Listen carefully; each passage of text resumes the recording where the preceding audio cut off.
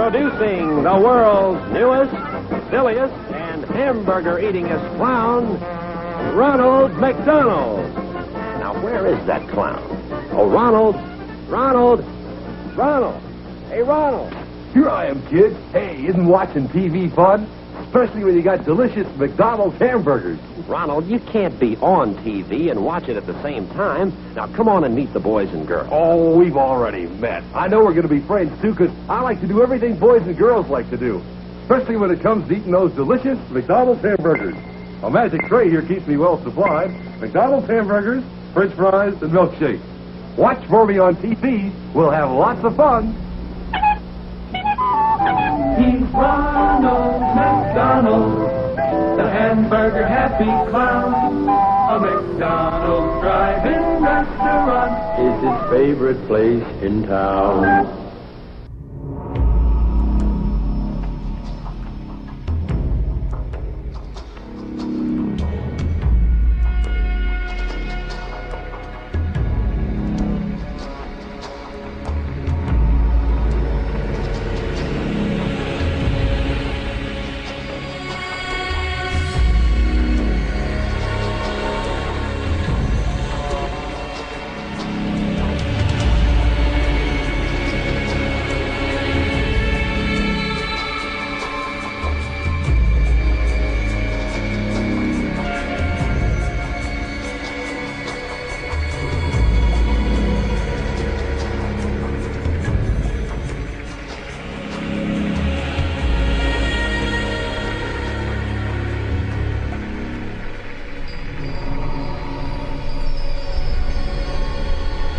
You got 9 letters in the word McDonald's, and I decided to split that up into pyramid numerology. So you've got 1, 2, 3, 2, 1. Split the word up, do you know what I mean, into a step kind of structure. And I think you have this on your blog, isn't it right? So people tuning in can take a look at that. You can take a look at it on my blog, but basically, to spell it out, basically you can form a pyramid-like word out of it, in which the cornerstones and the top part of the pyramid minus the capstone spell the word Mason. Yeah. And essentially what the pyramid is showing is that the 2 arches of Freemasonry, or the golden arches, or whatever you want to call them, emanate from the centre of the pyramid and preside all the way onto the outside of the pyramid. So essentially you've got this event that seems to preside over the pyramid.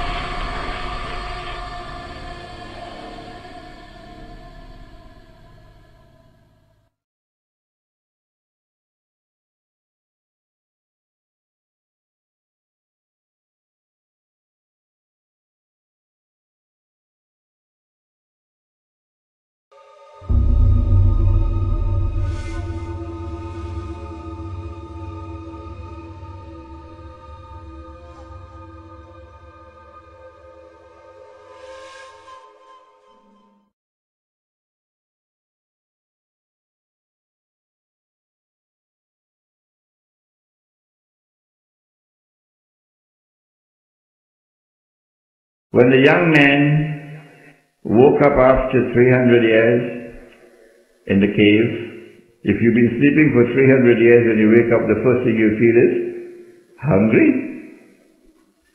So they sent someone to buy some food, and they gave him instructions. فَلْيَنْظُرْ أَيُّهَا أَزْكَى طَعَامٍ. Go search for that food which is purest. Meaning that you are living in a world in which food is constantly corrupted and contaminated. Because food is increasingly corrupted. You're eating and you know it has some pork in it. Because they've concealed it very carefully. And once the pork got inside there, the angel ain't gonna come to you. And so we produce our own food. And we consume what we produce. So we come back to that in a moment, inshallah. The cottage industries. An effort would be made to encourage beyond the agricultural base of the village. The agricultural base of the village is the base of the economy. But beyond that agricultural base, the village would encourage cottage industry.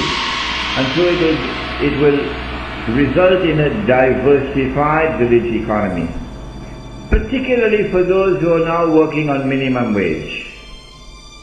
Because if you're working on minimum wage, the chances are you're going to remain there forever and ever. But if you can get out of wage labor and produce your own goods in your cottage industries and sell, then Allah is the one who provides rizq, and you can get out of minimum wage. The religious structure of the village.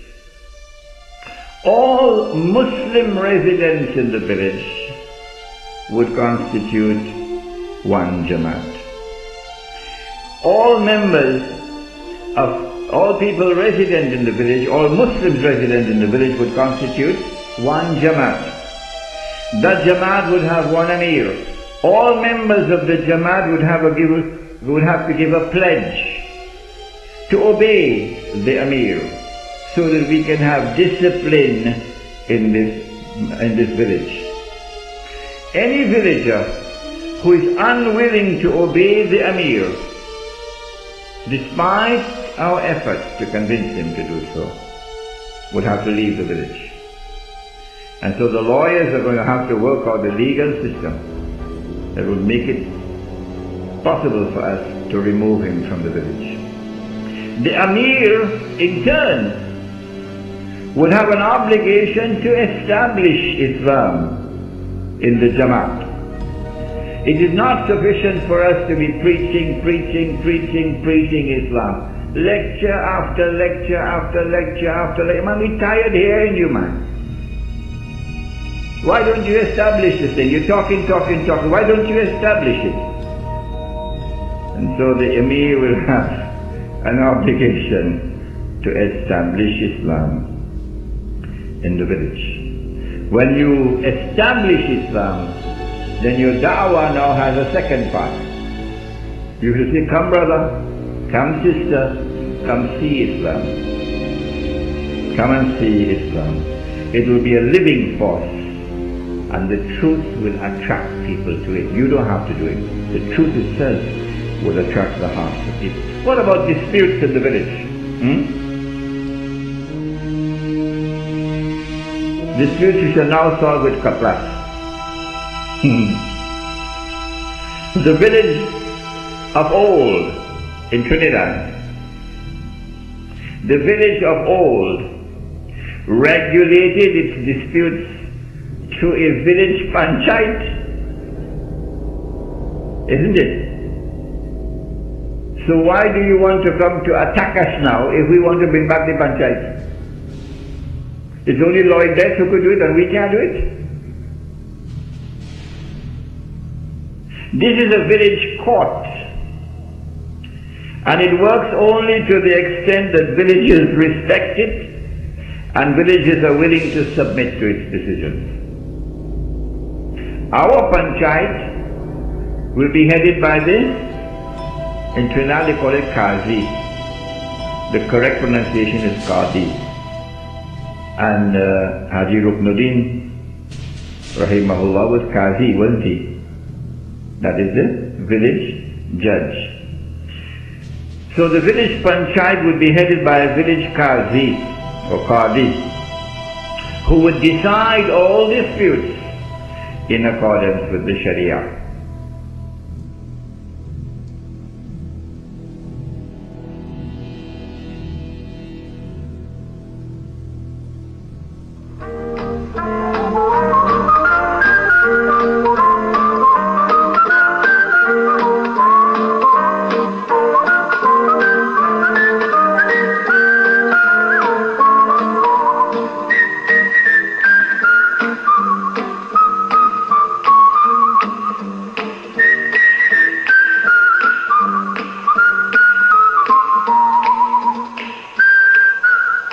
McDonald's loves people, and people love McDonald's, especially little people.